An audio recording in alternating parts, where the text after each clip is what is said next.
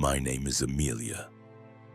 And if someone told me 2 weeks ago that I'd be fighting to keep the house I grew up in, the one my parents built brick by brick, I would have laughed. Because how could something so personal, so sacred, suddenly become a stranger's asset? I wasn't ready to tell this story, but I think I need to, for me and for my mother. I had just come back from a 3-week work trip overseas, a consulting project in Amsterdam, exhausted, jet-lagged, and all I wanted was to curl up on the front porch of my childhood home with my mom, sip tea and catch up. That house. It wasn't just where I grew up. It was where I nursed heartbreaks, hosted sleepovers, and watched my father paint the kitchen yellow. Because my mother said yellow felt like sunlight. So imagine pulling into the driveway and seeing a for sale sign right there on the front lawn, angled perfectly almost like it had been there for weeks. I thought it was a mistake, a prank. I even got out of my car and yanked the sign out of the ground. But it wasn't a prank. It was real, too real. As I walked up to the front steps, confused suitcase still rolling behind me, the door opened. And there she stood, a woman in her 50s, trim, well-dressed, expensive perfume, definitely not my mother. "Can I help you?" she asked, brows raised. I blinked. "This is my house." She gave me a tight smile. "I think you're mistaken. I'm the new owner. We close next week." I stood there, silent, frozen. She continued almost apologetically. "Realtor's inside. You can talk to him if you'd like." And just like that, a man in a blazer came strolling out of the hallway, shaking his head at me like I was the intruder. "Ma'am, you're trespassing on private property." I stepped off the porch, heart racing. My hands were shaking as I dialed my mom. It rang once, twice, straight to voicemail. I tried again. Nothing. I called my cousin Ava next. She lived only a few blocks away. She picked up on the first ring. "Amelia, you're back early?" "No, I'm back exactly when I said." "Ava, what's going on? Why is our house for sale?" She went silent, then whispered, "You don't know?" "Know what?" "I thought you knew. Your mom, she moved out 2 weeks ago. No one's seen her since." Ava met me at the corner diner. She looked tired, worried. "I thought you were in the loop," she said, sliding into the booth across from me. "Everything happened fast." "What happened?" She sighed. "Your mom started acting off, distant, paranoid even. She said she was handling something urgent, but wouldn't say what. Then one day she called a moving truck, said she was leaving the house. She didn't even tell us where she was going, just vanished." I sat there stunned. That wasn't like her, not at all. My mom was the type to send daily weather updates if I forgot my umbrella. So why now? Why disappear? And most of all, why sell the house without telling me? I called my mom's lawyer the next morning. Thankfully, he still remembered me from when we handled Dad's estate years ago.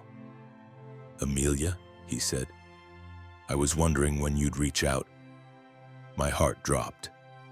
"So it's true?" He paused. "Yes. Your mother signed the listing documents. The sale's almost final." "But why?" He lowered his voice. "She said it was for her protection, that she needed to untangle some things." Honestly, she didn't sound like herself. I pressed him further, but he refused to say more. Instead, he added, "She left something for you, though. An envelope, no return address, just your name." The envelope was handwritten. Inside, a single page folded twice. My mother's writing was unmistakable, neat, careful, emotional. "Amelia, If you're reading this, it means you found the house. I'm sorry. I never wanted to disappear without telling you, but I had no choice. There are things you don't know, things your father never told you. The house, it isn't just a house. There are people who want it, for the wrong reasons. Don't trust anyone until you know the whole story. Please forgive me. I'm trying to protect you. Mom, I read it 3 times. Each word weighed 100 pounds. People who want the house? What didn't Dad tell me? And why now? That night I stayed at Ava's. She brought down an old box from the attic. Photos, letters, and receipts my mom left behind. We sifted through them together. A pattern began to emerge. Letters from a woman named Marjorie, mentions of a debt, cryptic warnings, and one yellowing newspaper clipping from the late 80s. Local builder involved in quiet lawsuit over property dispute. The man pictured was my father, younger, confident, smiling. The headline didn't say much, but the article mentioned a family who claimed my father stole the deed to a plot of land they had rights to. That land, the same one our house sat on. What had my parents gotten mixed up in? And more urgently, who was this Marjorie? And why did my mother think she was still in danger, all these years later? At sunrise, I returned to the house. I parked down the street and watched from a distance. The new owner, the well-dressed woman, was on the porch again, talking to a man in a black SUV. They didn't look like home buyers. No, this was something else. Something was wrong. And suddenly the thought occurred to me. Maybe this wasn't just a sale. Maybe it was a cover-up. And maybe someone didn't want me coming back at all. My mother ran for a reason, and I was about to find out why. But what I didn't know was that someone was already watching me, and they were ready to finish what they started. The house I grew up in wasn't just a structure. It was a vault, a container of secrets. I used to think my family's past was simple, ordinary. Now I wasn't so sure, because if someone went to the trouble of selling our home behind my back, if my mother vanished without a trace, if men in black SUVs were watching the property like it held buried treasure, then clearly there was a story I hadn't been told, and I was going to uncover every last chapter. I spent the next day combing through public records, newspaper archives, and anything else I could get my hands on. It took hours, but I eventually found something strange. That property dispute from 1987? It had gone to court, but not just any court. A closed arbitration hearing settled outside of public trial. The family that sued my father, the Bramwells, a small, powerful family who once owned swaths of land in the northern part of our county, until piece by piece it was sold or seized by the city for redevelopment. But our lot, the one my house was on, that wasn't seized. It was sold. To my dad, for a price so low it made no sense. While at the records office, the clerk handed me an old file. "Someone dropped this off for you earlier," she said. "Didn't leave a name." I stared at the manila envelope. My name scribbled in black marker. Inside, photocopies of letters between my father and a man named Louis Bramwell. A grainy photo of my father standing with 2 men in front of the house, one of them circled in red. A deed, with a signature that didn't match my father's usual handwriting. There was also a sticky note.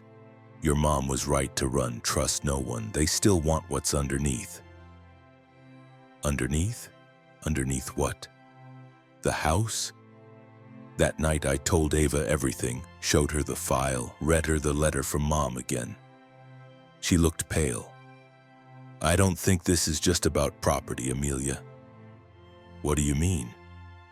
I mean, remember the basement? I frowned. The one we weren't allowed to go in when we were kids? Exactly, she said. Your mom always said it was dangerous, mold or something. But I remember one time your dad had guys over. They carried down boxes, then locked the door behind them. I asked what was in them, and he said insurance. I got chills.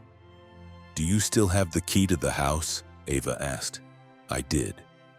And suddenly we both knew where we were going that night. We waited until 11:30 p.m., parked 2 blocks away, and crept through the backyard. No lights on, no sign of the new owner. The house looked empty. My fingers trembled as I slid the key into the back door. It clicked. I held my breath and stepped inside. It was quiet, too quiet. The walls were bare now, all my mother's photos, her warm decorations, gone. Just drywall and secrets. We found the basement door, still locked, but not for long. Ava had brought a small toolkit, and in minutes we jimmied it open. The smell hit us first. Dust, mildew, and something else. Like old earth. We descended slowly. The basement was dark. My phone flashlight barely cut through the air.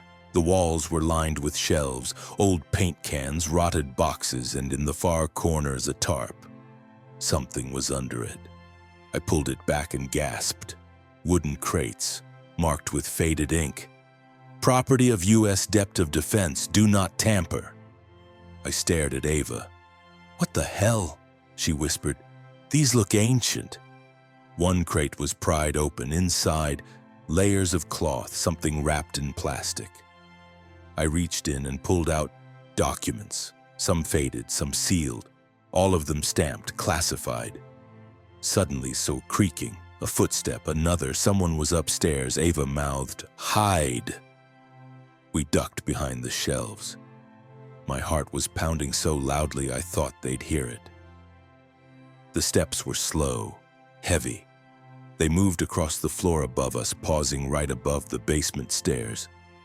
I turned off my flashlight. A long silence. Then, the door handle rattled. The basement door opened. We held our breath. But whoever it was didn't come down. Instead, the door slammed shut again, and then the unmistakable click of the lock. We waited and waited. No more footsteps. Eventually, we dared to creep back up. Whoever had come, they were gone. The next morning, I called my mother's old lawyer again. This time, I wasn't polite. I found something, I said, in the basement, government crates, documents, classified stamps. What was my father involved in? There was silence on the other end. Then he spoke carefully. Amelia, there's a reason your mother left. She was trying to protect you from what your father did, and what people are still willing to do to get it back. What was it? He sighed. During the Cold War, your father worked on civilian land acquisitions tied to defense contracts. He wasn't just a builder.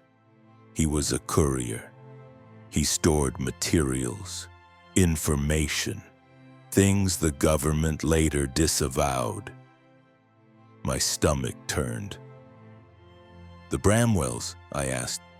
They tried to expose him, that's why your father paid them off. But some never stopped watching.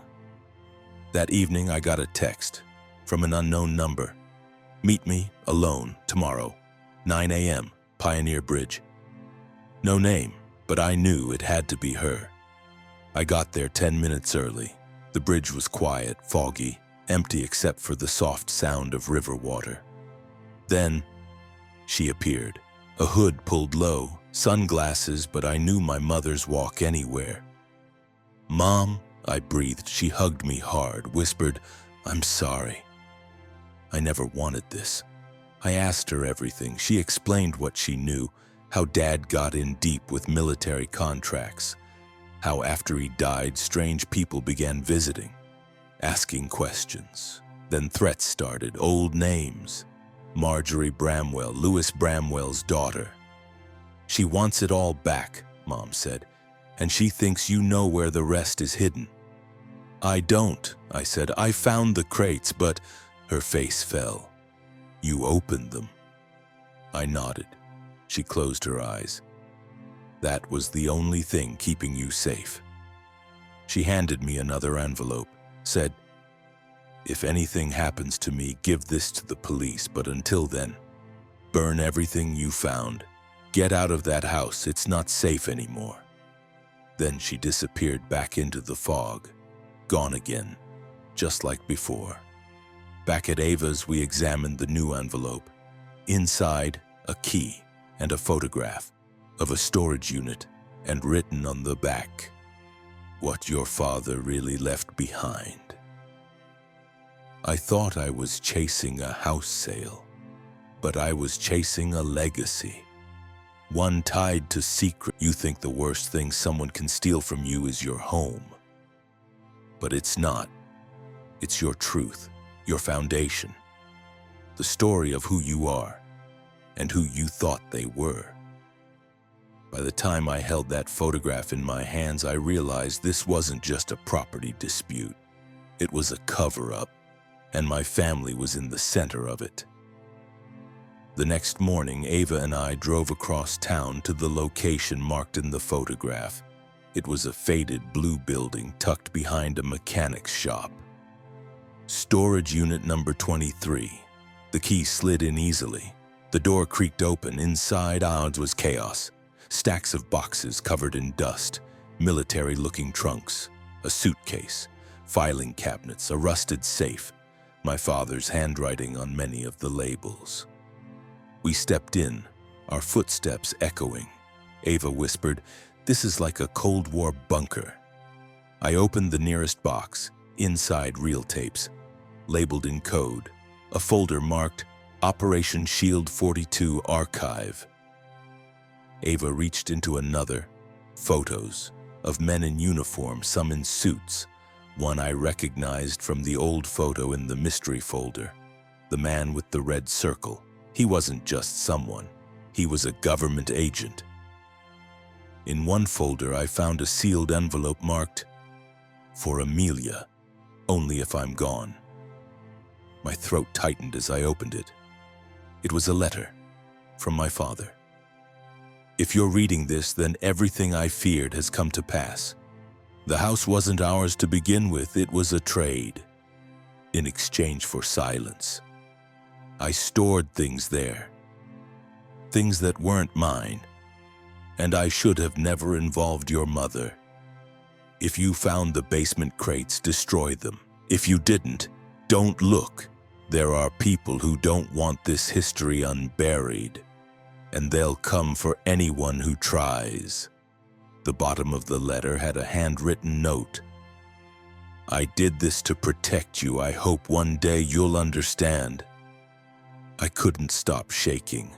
All my life, my father had been quiet, kind, ordinary. But this letter, it painted him as someone I didn't know at all. While I sat stunned, Ava opened the old suitcase. It was filled with clippings, newspaper articles, redacted documents, court testimonies. One article caught her eye. Headline, Lewis Bramwell dies in apparent car accident. Date, 1988. I thought you said he sued your father in '87, Ava said. He did. Then he died less than a year later. I felt cold. Another clipping. Marjorie Bramwell, sole heir, moves out of state. So she'd been watching for over 30 years, waiting for the house to go up for sale, waiting for me to come back. That night I went back to the house alone. I don't know why, I just needed to see it again, needed to stand in it one last time. But as I pulled onto the street, the black SUV was parked outside again. Two men in suits, sitting still, watching. I drove past, heart pounding, parked a block away, walked back on foot, snuck around the side of the house and saw them through the front window. Not talking, not moving, just waiting, like vultures. I slipped away before they saw me. When I returned to Ava's, she was pacing. "You're not going to believe this," she said. She pulled up a video on her phone, a security cam feed from her driveway. Earlier that afternoon, the SUV had pulled in. One man got out. He knocked on her door, waited, then walked around to the back porch, tried the door. "Why didn't you tell me?" I asked. "I just saw it now," she said. "I was going to call the police." I grabbed her arm. "Number not yet." "Why not?" "Because I want to know what they're after." Back in the storage unit the next day, I found what my mom had called the burn box. It was a steel container locked with a fingerprint pad and taped on top. "Only open if you're ready to disappear." I stared at it for a long time. Was I? I opened it. Inside, a burner phone. 2 passports, both with my father's photo under different names. A folded map and a drive labeled The Truth. We took the drive to Ava's place, plugged it into her old laptop. The screen filled with static, then a video. Grainy footage of a man in a lab. Papers spread around him. He was speaking in hushed tones. We were told it was storage, just inventory. But it wasn't. It was data, medical records, experiments on people. Some of the crates were filled with files from facilities that no longer exist on paper. But they were real. I saw the names, and I saw what they did to them. The man paused. "I'm logging this as proof, because I think they're coming for me." The video cut out. I sat back. What was stored in our house wasn't just documents, it was evidence. Evidence of something horrific, and now I had it. My cousin Rachel, one who I hadn't spoken to in years, messaged me that night. "You're not safe, Amelia. They came to me, asked about your father. I didn't say anything. But they're getting bolder. You need to leave." "Who's they?" I replied. "The Bramwells, and someone else. Not police, not government, but something in between." My heart was racing. All I had was a handful of papers, a laptop, and a life unraveling at the seams. But I knew one thing. They weren't going to bury the truth. Not again. That night I gathered everything I had. The drive, the documents, my father's letter, the burner phone, my mother's message, the deed that didn't match. I scanned and copied every piece, hid backups in 4 locations, then I wrote letters of my own. One to Ava, one to the police, one to a journalist friend from college. If anything happened to me, someone would know, because I wouldn't vanish quietly. I returned to the house one last time. It was early morning, mist clung to the grass, the place looked like a ghost of itself. I unlocked the door, walked through the halls one more time. The living room where I used to sit with my dad and read books. The kitchen where Mom used to hum old songs while cooking, all gone. But in the corner of the dining room floor I saw something strange. A floorboard slightly raised. I knelt down and pried it up. Beneath, a small metal box. Inside, more documents. A flash drive and a photo of my dad standing beside 2 soldiers shaking hands. The man in the middle? Louis Bramwell. They were never enemies. They were partners. And something had gone wrong. I sat on the living room floor of my childhood home, clutching a photo of my father standing shoulder to shoulder with the man who once sued us, Louis Bramwell. The final lie was staring me in the face. They weren't enemies. They were collaborators. And what they hid together was the reason my life was falling apart. In the box under the floorboard, I also found a leather-bound journal. It was my father's. I flipped to the last few pages. The storage was supposed to be temporary. They promised it wouldn't be dangerous, that no one would come looking. But then Bramwell got nervous, said someone was sniffing around. That's when the car accident happened. But I've always wondered, was it an accident? My heart clenched. After Bramwell's death, I offered to keep the documents buried. I didn't ask questions, but Marjorie, she never let it go. I saw her outside the house last year watching. I knew she'd come for it one day. If Amelia ever finds this, know that I'm sorry. I didn't do this to protect a secret. I did it to protect you. The weight of my father's words broke something open in me. I thought I wanted the truth, but I didn't realize how much it would cost. The next day, Ava and I walked into a local police precinct. Not to file a report, but to hand over history, the journal, the photographs, the drive, everything. The officer looked overwhelmed, unsure of what to do with it all. But then Ava slid a second folder across the desk. We sent copies to 2 journalists.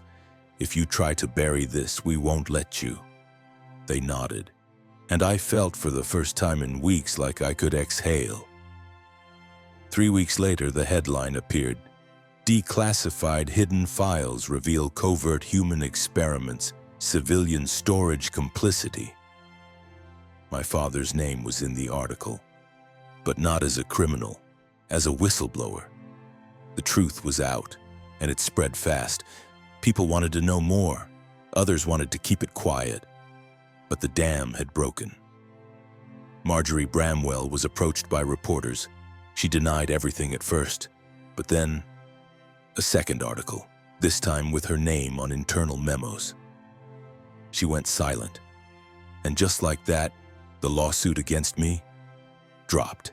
She sold her house, disappeared, no public statement, no apology, just vanished like a shadow receding after sunrise. I stood in front of the for sale sign again, but this time it was on my terms. I had spoken with the state, offered to donate the land as a historical marker site, a way to honor the truth, preserve what was found and never let it happen again. They agreed. The house would be torn down, but not erased. The foundation would become something else. On the day the demolition began, I walked through the house one last time, room by room. I touched the faded wallpaper, ran my fingers along the railing I once slid down as a kid, sat on the floor of my old bedroom, and I cried, not because of the lies, but because of the love that had still lived here, despite it all. I forgave my father that day, and I let go. Weeks later, I received a package, no return address, inside a letter. Amelia, I'm sorry for what my family did. I knew my father and yours worked together, but I didn't know what they were hiding. I found out the truth a few years ago, but I was scared. I thought if the house changed hands quietly, I could finally move on. But I was wrong. You deserve the truth. I hope this brings you peace. It was signed, Michael Bramwell. Her son. We were both raised on lies, but only one of us chose to end the silence. And that mattered. I moved into a small apartment not far from Ava's. Started writing again. Not fiction, but essays, columns, pieces about memory, legacy, and the dangerous comfort of silence. People read them. One was even published nationally. For the first time, I felt like my voice mattered. Like the past hadn't broken me. It had shaped me. I visited my mother's grave, told her everything. "I'm not angry anymore," I whispered. "You stayed for me, and I know now how heavy that must have been." I placed a copy of my latest column beside her headstone. She would have smiled, I think. She always said I had something to say. Now I finally had the courage to say it. Months later, Ava and I returned to the old property. The house was gone, but in its place, a small stone plaque. It read, "On this land once stood a house filled with secrets. Let this space honor those whose stories were buried, and those brave enough to unearth them." We stood there in silence. Then Ava squeezed my hand. "You did it, you know," she said. "You brought it all into the light." I nodded, and for the first time in a long, long time, I felt free. They tried to sell my past, but I reclaimed my future.